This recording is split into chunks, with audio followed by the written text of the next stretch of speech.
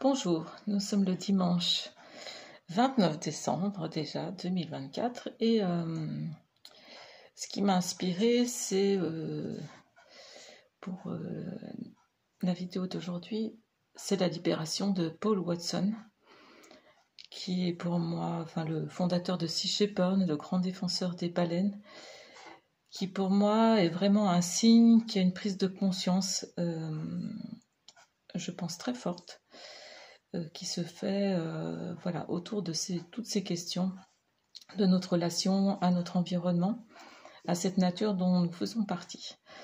Et ce que j'aimerais vous partager, c'est un livre exceptionnel de Patrice Van Hersel qui s'appelle Le 5e rêve. C'est une rencontre vraiment magnifique avec des orques, des dauphins, des mammifères marins. Il a rencontré des grands scientifiques, des biologistes, des physiciens, un peu partout, que ce soit en France, en ex-URSS, en Australie, au Canada. Et franchement, vous plongez dans un univers tellement magnifique qu'on connaît très peu. Et tous ces gens, vont vous apporter vraiment des découvertes incroyables et on ne peut que se rapprocher encore de ces mammifères marins. C'est vraiment magnifique. Et surtout pour rendre hommage aux baleines et puis à tous ceux qui souhaitent vraiment les protéger, comme tout être vivant sur Terre. Eh bien, dans ce le titre Le 5e rêve, en fait, vient d'une histoire d'un Indien, Sweet Deer, que l'auteur rencontre dans un conseil des dauphins. Voilà, et je vais vous lire ce 5e rêve. Je pense que c'est très parlant pour la suite, pour notre histoire, notre évolution, l'évolution des espèces. Voici ce que j'ai gardé en mémoire du 5e rêve que l'Indien Swift Deer nous raconta au 3e matin du conseil des dauphins. Au début, le grand esprit dormait dans le rien. Son sommeil durait depuis l'éternité. Et puis soudain, nul ne sait pourquoi, dans la nuit, il fit un rêve. En lui gonfla un immense désir, et il rêva la lumière. Ce fut le premier rêve, la toute première route. Longtemps la lumière chercha son accomplissement, son extase. Quand finalement elle trouva, elle vit que c'était la transparence. Et la transparence régna. Mais voilà qu'à son tour, ayant exploré tous les jeux de couleurs qu'elle pouvait imaginer, la transparence s'emplit du désir d'autre chose. À son tour, elle fit un rêve. Elle qui était si légère, elle rêva d'être lourde. Alors apparut le caillou, et ce fut le 2e rêve, la 2e route. Longtemps le caillou chercha son extase, son accomplissement. Quand finalement il trouva, il vit que c'était le cristal. Et le cristal régna. Mais à son tour, ayant exploré tous les jeux lumineux de ses aiguilles de verre, le cristal s'emplit de désir d'autre chose qui le dépasserait. À son tour, il se mit à rêver. Lui qui était si solennel, si droit, si dur, il rêva de tendresse, de souplesse, de fragilité. Alors apparut la fleur, et ce fut le 3e rêve, la 3e route. Longtemps la fleur, ce sexe de parfum, chercha son accomplissement, son extase. Quand enfin elle trouva, elle vit que c'était l'arbre. Et l'arbre régna sur le monde. Mais vous connaissez les arbres, on ne trouve pas plus rêveur qu'eux. L'arbre à son tour fit un rêve. Lui qui était si ancré à la terre, il rêva de la parcourir librement, follement, de vagabonder à travers elle. Alors apparut le ver de terre, et ce fut le 4e rêve, la 4e route. Longtemps le ver de terre chercha son accomplissement, son extase.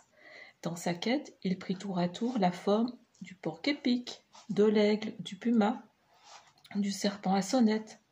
Longtemps il tâtonna. Et puis un beau jour, dans une immense éclaboussure, au beau milieu de l'océan, un être très étrange surgit, en qui toutes les bêtes de la terre trouvèrent leur accomplissement, et ils virent que c'était la baleine. Longtemps cette montagne de musique régna sur le monde, et tout aurait peut-être dû en rester là, car c'était très beau. Seulement voilà, après avoir chanté pendant des lunes et des lunes, la baleine à son tour ne put s'empêcher de s'emplir d'un désir fou. Elle qui vivait fondue dans le monde, elle rêva de s'en détacher. Alors, s'écria l'Indien d'une voix de stentor, « alors, brusquement, nous sommes apparus, nous, les hommes. Car nous sommes le 5e rêve, la 5e route en marche vers le 5e accomplissement, la 5e extase. » L'Indien se tut. Sa voix nous avait légèrement enivrés. Finalement, quelqu'un rompit le silence. « Et c'est quoi, Hardlet, cette 5e extase vers laquelle nous marchons ?»« Ah, ça, répondit Swiftdeer, en éclatant de rire. La légende ne le dit pas. Seules les baleines le savent. Mais le reste du conte n'a pas encore été écrit. Une chose pourtant semble certaine, mes amis. Si nous voulons trouver notre propre accomplissement, notre propre extase et passer peut-être à la suite du jeu, il nous faut écouter et respecter, comprendre et aimer les accomplissements des rêves qui nous ont précédés, aimer et comprendre la lumière, le cristal, l'arbre et la baleine. Et ici, je vous dis, faites très attention, car voyez-vous, dans la moindre couleur, toute la lumière est enfouie. Dans tout caillou du bord du chemin, il y a un cristal qui dort. Dans le plus petit brin d'herbe sommeille un baobab, et dans tout ver de terre se cache une baleine. Quant à nous, nous ne sommes pas le plus bel animal, nous sommes le rêve de l'animal, et ce rêve est encore inaccompli.